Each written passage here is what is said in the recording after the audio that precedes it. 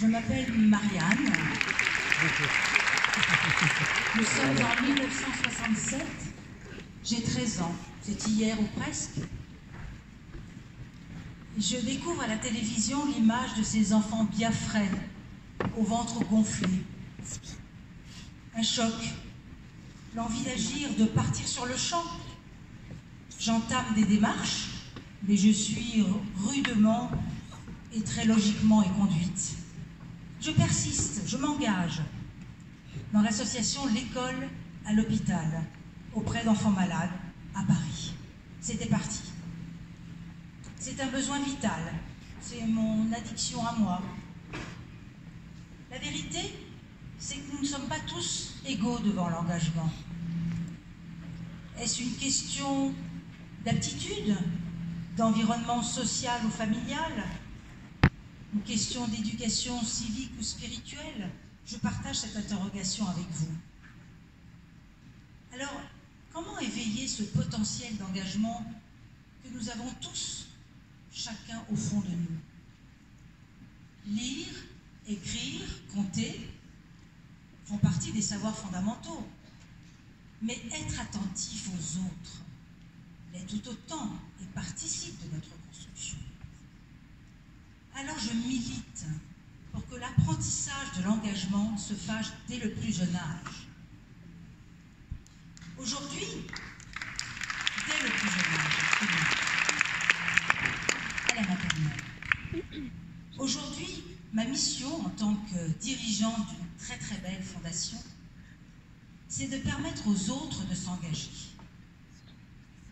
Au-delà du soutien financier, comme on le disait, le nerf de la guerre, bien sûr, indispensable, j'ai envie de vous parler maintenant d'une autre forme de don, le don de soi, le don de son temps, si précieux, si rare. Alors vous me direz, ce que font des millions de bénévoles tous les jours, c'est vrai, sur leur temps personnel, mais l'engagement citoyen grâce à l'entreprise, c'est beaucoup plus inattendu. Eh bien, ça existe. Ça existe et ça s'appelle le mécénat de compétences. Ça permet à un salarié, une salariée, sur son temps de travail, tout en restant rémunéré, bien entendu, de s'engager, de remplir une mission d'intérêt général auprès d'une association. J'ai eu la chance de pouvoir mettre en place ce dispositif dans le groupe SNCF et je peux vous dire que tout le monde est gagnant. Vous êtes une association, vous bénéficiez de compétences gratuites qui vous sont donc offertes et dont vous avez vraiment besoin. Vous êtes un salarié, une salariée en quête de sens et vous trouvez du temps, enfin, pour vous engager. Vous êtes une dirigeante d'entreprise ou un dirigeant d'entreprise et vous contribuez au bien-être des collaborateurs et à révéler leurs talents. En fait, donner du temps et du sens au bien commun, c'est permettre d'être pleinement soi, de se totaliser, comme disait un philosophe.